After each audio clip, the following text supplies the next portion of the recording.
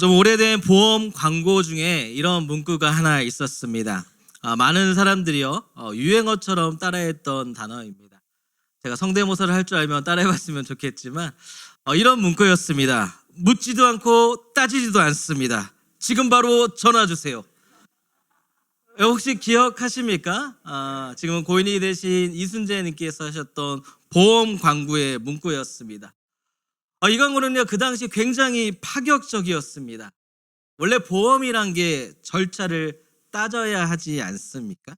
이것저것 따지는 것들이 많이 있었죠. 조건도 많고 확인해야 할 것들이 있습니다. 복잡한 절차가 분명히 존재했죠. 그런데 그 절차를 모두 다 없애버리겠다 말한 것이었습니다. 그래서 실제로 그 보험에 가입한 사람의 숫자도 그 당시 굉장히 많이 있었다라고 이야기합니다. 그리고 여기저기서 이것을 유행어처럼 카피하는 일들도 생겨났었죠. 그런데 지금은 어떠할까요?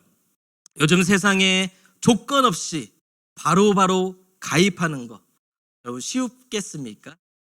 만약 그러하더라도 여러분 100% 사기라고 생각을 하실 겁니다. 요즘은 더 많은 인증과 조건을 요구하고 있습니다. 인터넷 사이트나 앱에 가입을 하려고 하면 거쳐야 할 인증 단계들이 몇 개 있습니다. 휴대폰 인증, 계좌 인증, 이메일 인증, 이제는 비밀번호도 영어와 숫자와 특수 기호까지 그거 몇 자리 이상을 선택해야만 가능합니다. 또 어떤 곳은요 신분증을 요구하기도 하죠. 그러다 보니까 때로는 가입의 절차가 피곤하고 귀찮기도 합니다. 우리의 신앙은 어떠할까요? 우리의 신앙에 무언가 조건과 인증은 필요하지는 않습니다. 그런데 희한하게도 많은 사람들이요 무의식적으로 이렇게 생각을 하고 있습니다. 그래도 교회를 다니려면 이 정도 되어야 하지 않을까?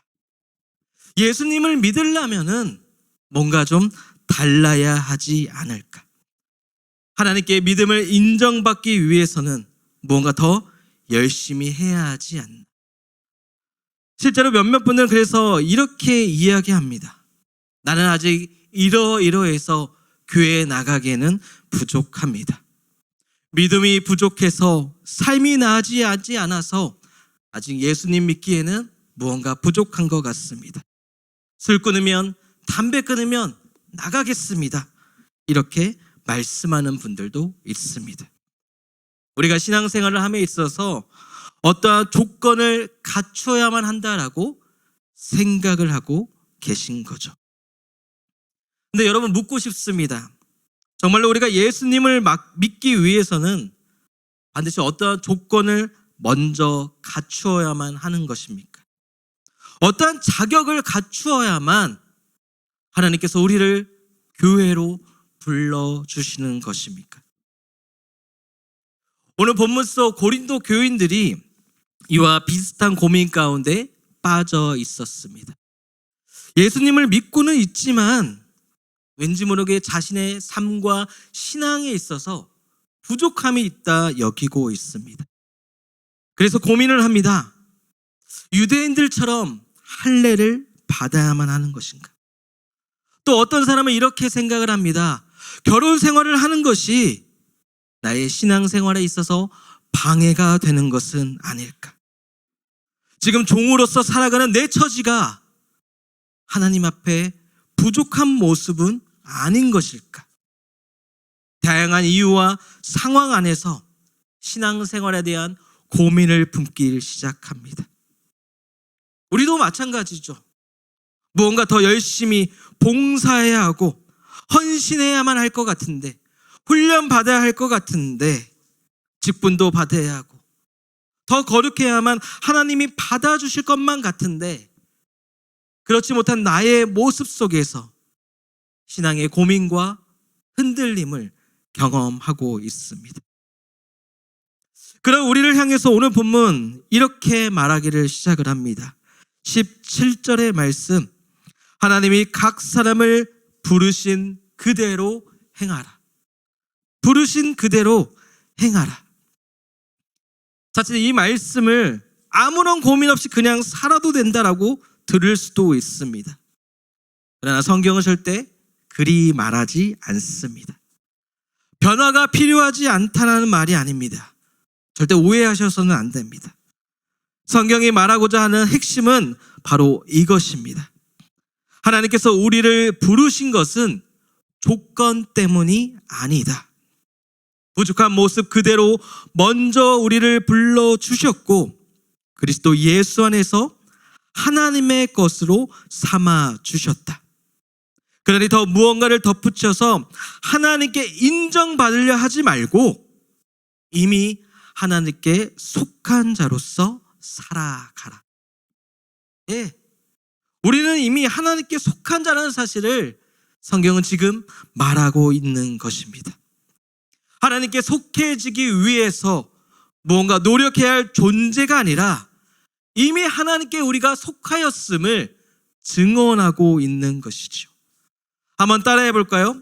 우리는 이미 하나님께 속한 자들입니다. 바울은 지금 이 사실을 고린도 교인들에게 증거하면서 할례의 이야기를 꺼내듭니다. 18절의 말씀, 할례자로서 부르심을 받은 자가 있느냐? 무할례자가 되지 말며 무화잘례로 부르심을 받은 자가 있느냐? 할례를 받지 말라. 우리가 알다시피 할례는 단순한 종교 의식이 아니었습니다. 단순히 몸에 남기는 표식이 아니었습니다. 할례는 자신의 하나님의 백성이라는 증거이자 유대인의 정체성이었고 하나님께 속한 사람들의 상징과도 같았습니다. 나는 하나님의 백성이라는 눈에 보이는 표식이었습니다.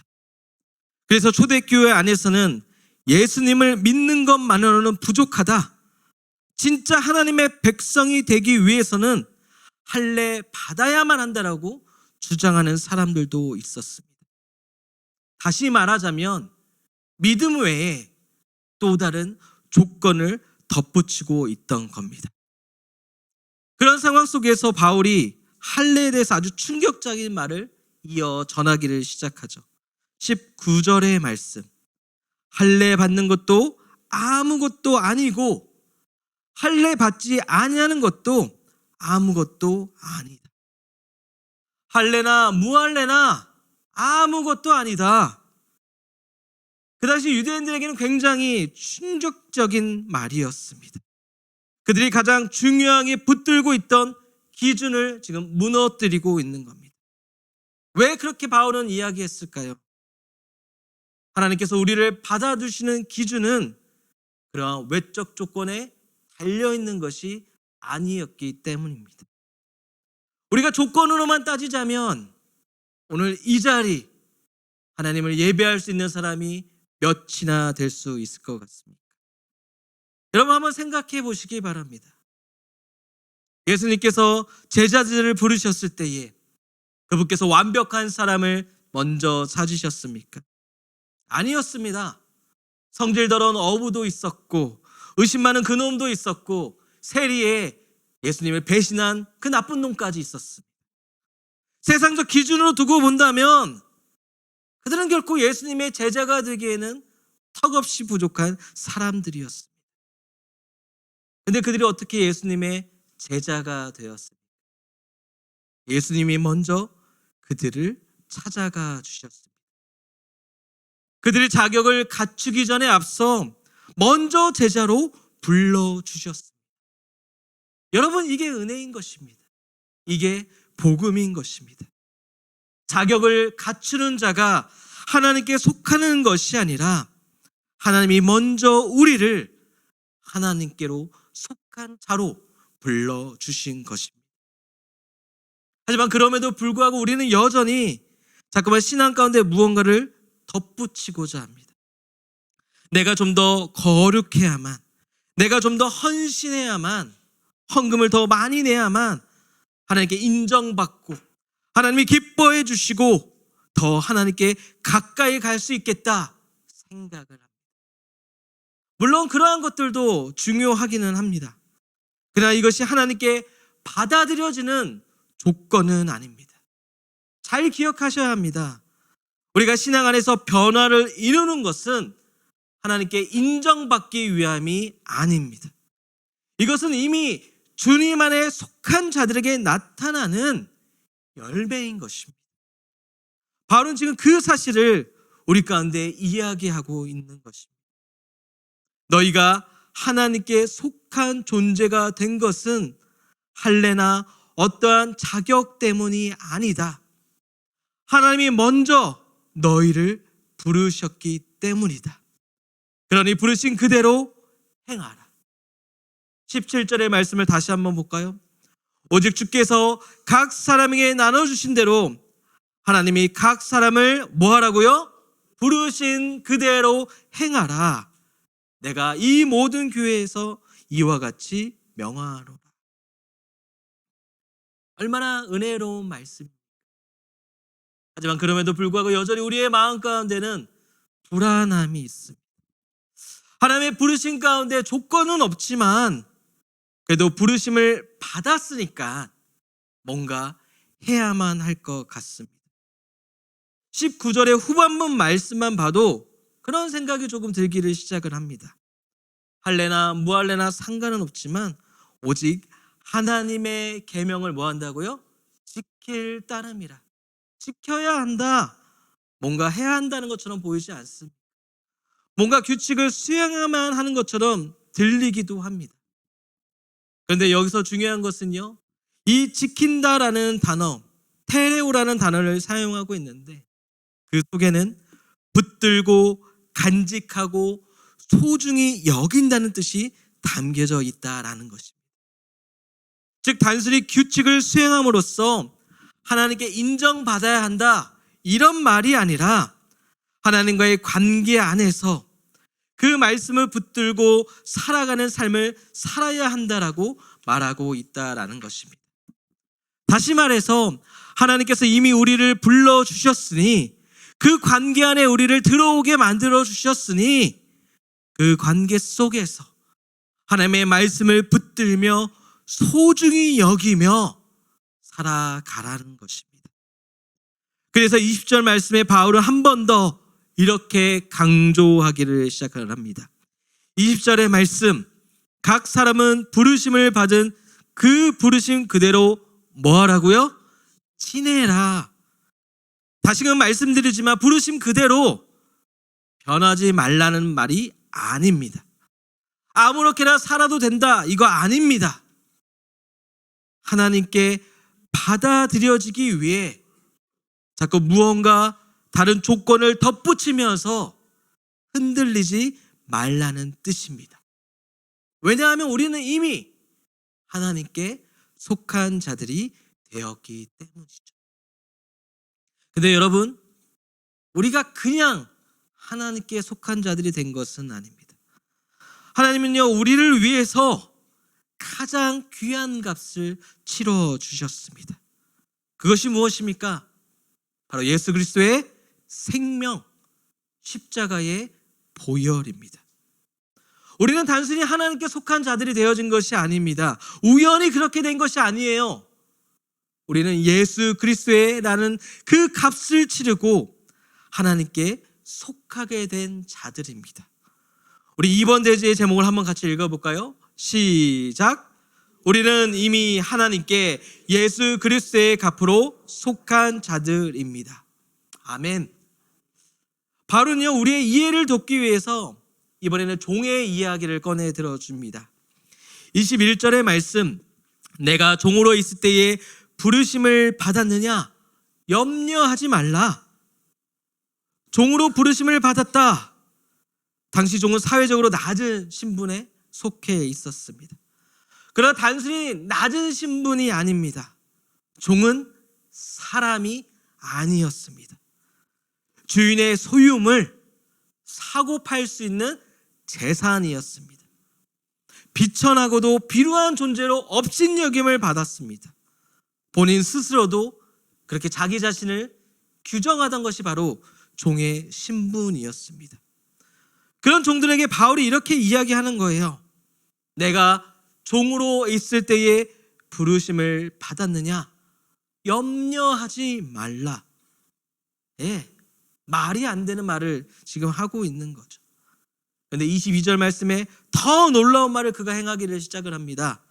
주 안에서 부르심을 받은 자는 종이라도 주께 속한 뭐라고요? 자유인이다. 종이라도 자유인이 된다라고 이야기하고 있습니다. 그런데 그냥 자유인이 아닙니다. 어떤 자유인이라 말하고 있습니까? 주께 속한 자유인이라 지금 말을 하고 있습니다. 왜 그러합니까? 23절 말씀을 보니까 이렇게 이야기하죠. 너희는 값으로 사신 것이니. 너희는 값으로 산 존재가 되었다. 여러분, 이 한 문장 가운데 가진 의미가 얼마나 큰 것인지를 확신하고 계십니까? 값으로 사셨다. 복음의 핵심을 가장 압축적으로 보여주는 선언입니다. 값으로 사셨다는 이 말, 그 당시 사람들 가운데 너무나 익숙한 표현임을 우리는 자주 들어왔습니다. 노예 시장의 언어, 종은 스스로가 자유로울 수 없기 때문에 누군가 합당한 값을 지불해야만 자유를 얻을 수가 있다. 그런데 그 값을 지금 누가 치러주었다 말하고 있습니까? 예수 그리스도께서 치르셨다. 왜요? 우리는 모두 죄 가운데 묶여있던 죄의 종들이었기 때문에, 스스로 벗어날 수 없고 스스로 해결할 수 없는 죄의 문제 앞에 스스로 자유할 수 없던 우리였기 때문에 예수님이 대신 값을 치르고 우리를 자유케 하셨습니다. 그런데 여러분, 그 값이 무엇이었습니까? 성경은 분명 말합니다. 금이나 은은 아니었다. 세상 그 어떠한 화폐나 보물도 아니었다. 우리를 위해서 예수님께서 치르신 그 값은 무엇이었습니까? 바로 십자가의 보혈이자 주님의 생명이었습니다. 베드로전서 1장 말씀은 그것을 이와 같이 증언하고 있습니다. 함께 읽겠습니다. 시작. 너희가 알거니와 너희 조상이 물려준 헛된 행실에서 대속함을 받은 것은 은이나 금같이 없어질 것으로 된 것이 아니요 오직 흠없고 점없는 어린 양 같은 그리스도의 보배로운 피로 된 것이니라. 아멘. 여러분, 우리는요 가장 비싼 값을 치르고 구원받은 존재들입니다. 하나님께서요 예수 그리스도를 통해서 나의 값을 대신 치러 주셨습니다. 그래서 나는 누구의 것이 되었습니까? 하나님의 것이 되었습니다. 바울은 지금 그 사실을 강조하고 있는 것입니다. 그래서 사회적 위치 가운데서 종이어도 상관이 없다라는 것입니다. 삶과 신앙에 있어 무언가 부족하다 여겨져도 괜찮다 말하고 있는 것입니다. 왜냐하면 나는 이미 하나님의 것이 되었기 때문입니다. 나는 하나님이 값으로 사신 존재이기 때문에, 이미 하나님께 속한 존재이기 때문에 충분히 괜찮다 이야기하고 있는 것입니다. 그리고 계속해서 사도 바울은 이와 같이 이야기합니다. 23절의 말씀, 너희는 값으로 사신 것이니 사람들의 종이 되지 말라. 사람들의 시선과 평가, 사회적 위치와 조건에 의해서 흔들리지 말라. 확신해라. 너는 이미 하나님이 값을 주고 사신 존재이다. 다시 한번 따라해 볼까요? 나는 이미 하나님이 값을 주고 사신 존재입니다. 할렐루야. 신앙생활은요 하나님께 인정받기 위해 노력하는 삶을 사는 것이 아닙니다. 이미 하나님께 속한 자로서 하나님과 함께 살아가는 것이야말로 바로 우리의 신앙생활인 거지요. 하나님이 우리에게 완벽한 사람이 되어 오라 말씀하지 않으셨습니다.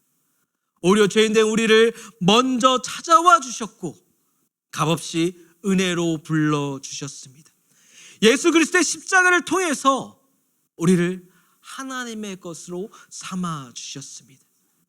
우리가 자격이 있기 때문에, 뭔가 성과를 이루기 때문에 그것이 아니었습니다.